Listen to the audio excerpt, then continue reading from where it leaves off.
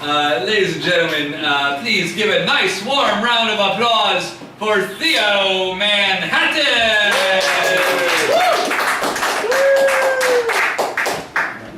Great to be here. Thanks, Chris. Thanks, Bob. You guys having fun so far? Oh, yeah. Fantastic. And the rug ties the whole room together. Look, here's what you're going to get in my set. Not a lot of people give you a disclaimer. I'm going to give you some stories. I'm going to give you some jokes. A little bit in between. I'm like a venti caramel macchiato from Starbucks. And for the people who don't drink decaf, are decaf, I should say, I'm just iced tea with some berries. A good mix is what I'm trying to say. I'm trying to cater to all the drinks like personalities in here. By the way, if you thought that you were seeing Kenny G tonight, you've lost a bet and you should fork over the money that you owe. Come on, give me the 25 bucks. I told you it wasn't him. Told you it wasn't Kenny. It's me. Theo Manhattan. That is my name. It's a name that I use strictly for entertainment purposes, though. As a matter of fact, my real name is Lebanon, Pennsylvania. That's right, so you can look that up on the birth certificate. Oh, little lad. There was this was super interesting. There was a Russian stewardess aboard a Ukrainian flight, and they were flying in that area like 30,000 feet above in the sky, like airplanes do. It'd be weird if it was like they were flying 2 feet in the air. It was like a lot of people being run over. Like it was kind of weird, just on landing gear. But a bomb goes off in the plane, and the stewardess goes down, and she lands like 30,000 feet. She crashes in the tree. Miraculously, she survived. They found her, but she had like a cracked skull, ribs, all of that. She was like the only survivor of the plane. In a coma for 10 days. And the first thing she does when she wakes up, she asks for a cigarette. And I think that's amazing, because that just shows why everybody should have a tobacco addiction. If she didn't have a tobacco addiction, she would just be thinking about the pain the entire time. Oh, the pain, oh. But just the thought of having a Camel or a Newport, that got her through. So start smoking, guys. Like, let's get this cycle broken. That joke was paid for by the tobacco lobby. Very welcome. Just gonna pocket that. Who said all my sets aren't paid? It's good to have a lobbyist sponsor. Tobacco. I hope everybody had a great Easter. Did you guys have a good Easter? Oh, yeah. I was looking at you to include you guys as well, because a lot of people look out that way like, oh, that's the only crowd that exists. You guys exist. I want you guys to feel included. I'm glad you guys do. Glad you guys did have a good Easter. Mine was good, but many years ago it kind of went awry. I was in a relationship at the time with a Catholic lady. I wasn't Catholic at the time, but I was pretending to just to save the relationship, which is a bad idea, by the way. Just be in a relationship with somebody just to be yourself. Like, just be yourself. Because if you're faking it anyway, it's probably not going to last long. We went to Catholic Mass together on Easter, and it was already kind of interesting. I was going to say boring, but it was pretty interesting. The father is up front with the organ going, and then Mary and her friend went to the tomb and rolled aside the stone, and then they found Jesus wasn't there. Oh. Just in that monotone, I was like, can we get some snaps or percussion, anything? Like, let's get some multiple octaves, maybe. But he's not paid for that. He just gets 10% of everything you guys have. But, so kind of a precaution when I went in there with her and her family is she's like, all right, look, Theo, since you're not Catholic, you have to sit out of communion. Since you're not a member, you don't get the membership perks, okay? I'm like, all right, geez, I'll sit down. So after all the bowing and praying and loving and all of that, then it was communion time, snap time for us common folk. Which, by the way, some backwoods churches for communion serve pizza rolls instead of wafers. So if you're a little bit hungrier, go to Wisconsin or something. Got some of that combination 3-cheese Christ? Thanks, Father. We'll wash it down with some of that blessed angry orchard. Bless these 4 corners. It's hot. Jesus is very hot right now. Let him cool down.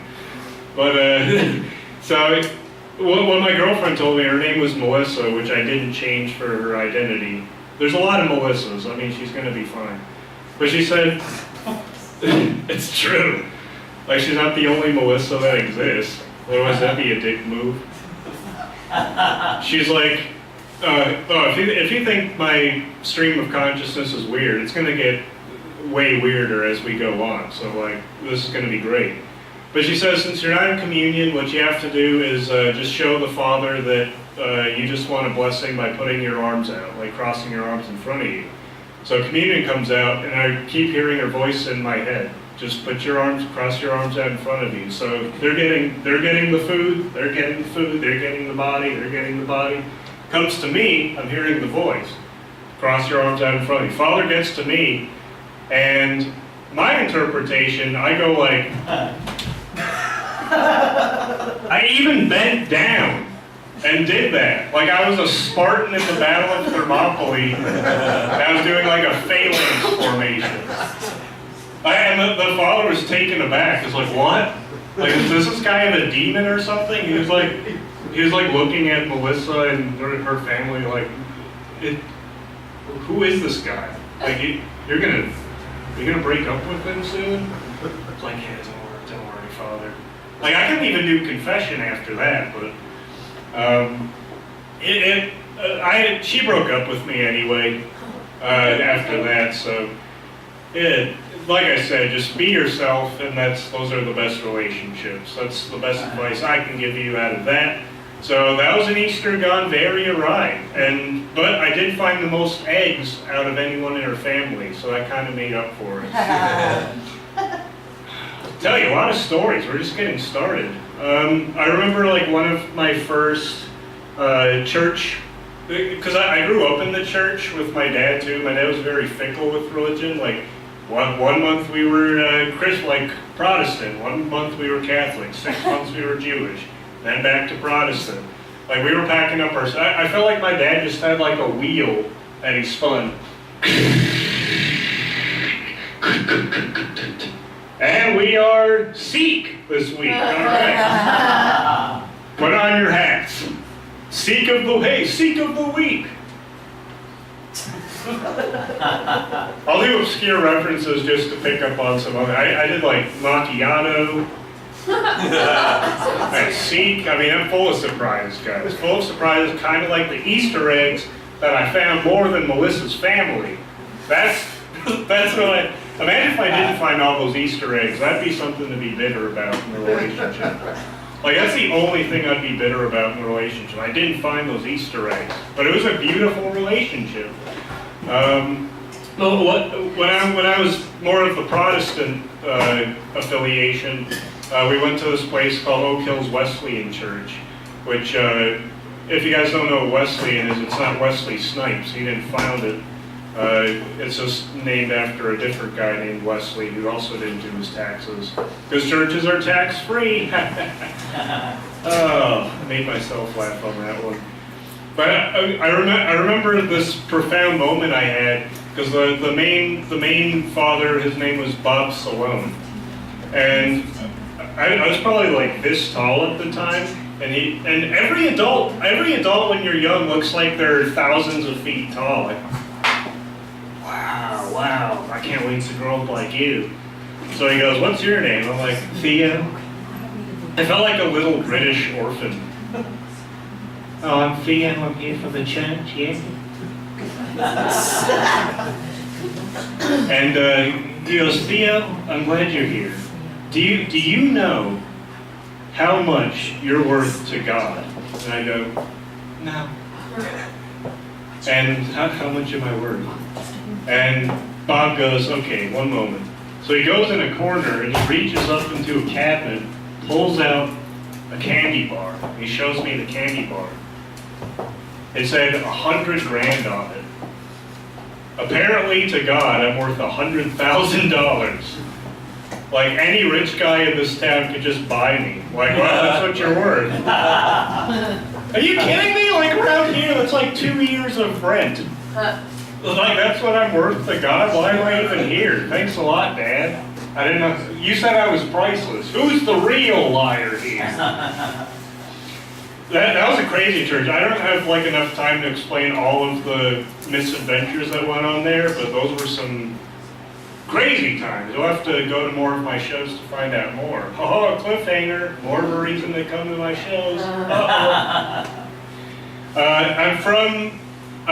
Where's this enigmatic guy from? Enigmatic guy being me, because I haven't really told you what my exposition is. I'm from Minnesota. Have you guys heard of it? Woo! Oh, Yeah. Yes. Okay, good. Because I'm always afraid, like, people just think, like, I'm from, like, a crater land. Because, like, no, it's true. Like, I feel around here, people think, like, oh, the Midwest is just a crater. Like, the map of the United States to some of you guys is West Coast, Apocalypse, East Coast. I'm from that Mad Max territory. Mississippi will understand if you guys do. And no matter how many times I say I'm from there, friends of mine here still get confused. Oh, Theo, so when are you going back to Michigan? I'm from Michigan, David. I'm from Minnesota. This will be the last time. That was in my head. I don't want to be rude. Hey, Theo, so when are you flying back to Liechtenstein? That's it's not even a state in this country. That's a matter of fact, it's not even a state. It's a full-on country near the Carpathian Mountain region. So get your geography right.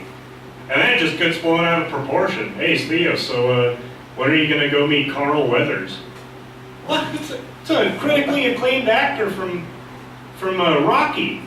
It's not even a land you can be from. Like, only his kids are from him. Why are you including me in this? People are confused. So what I like to do is when people are like, oh, what's Minnesota like, man? I like to really screw with them. So I'll be like, all right, so get this. 14 months out of the year, it's just 17 feet of snow, 30 feet of ice piled on top of each other. People are like punching other people to loot milk and bread, like crashing through glass. There's mayhem everywhere. And then one day, or 1 hour out of each of that year, the sun comes within a mile of the earth, melts all the snow and ice. Below that melted stuff, 75,000 dead bodies that we have to uncover. We put them aboard a Viking ship that we built throughout the year. We sail it out on all that melted ice from the polar ice cap, and then a giant team shoots a flaming arrow and then burns the whole ship, and then we just make fun of the packers. That's what happens in Minnesota. So that's where I'm from. And just show up there, never. It's not safe. People are looting, I'm telling you. The Viking ship is very exciting, though. I've been telling a lot of stories. Let's do some jokes, because that way you've had like the espresso part. I want to give you guys the caramel and the whipped cream portion. Time for some jokes.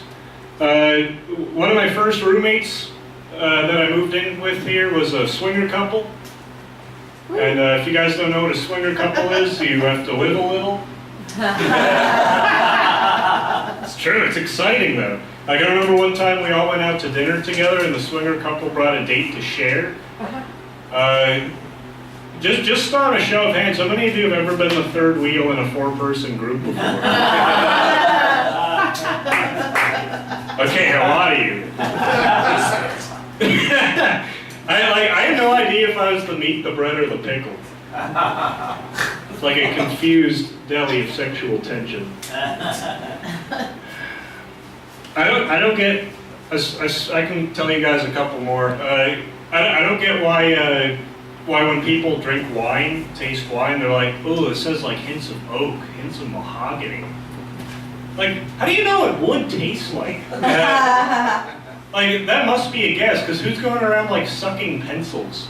Like, are people like going up and licking bookshelves? Like,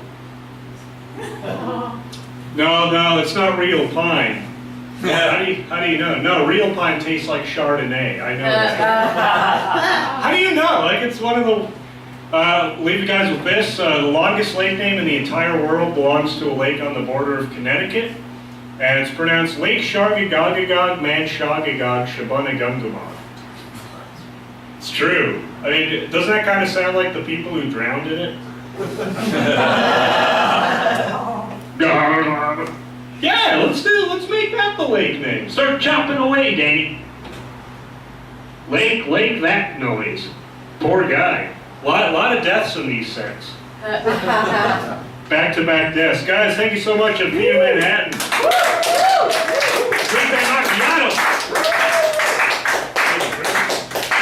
Keep it going for Theo!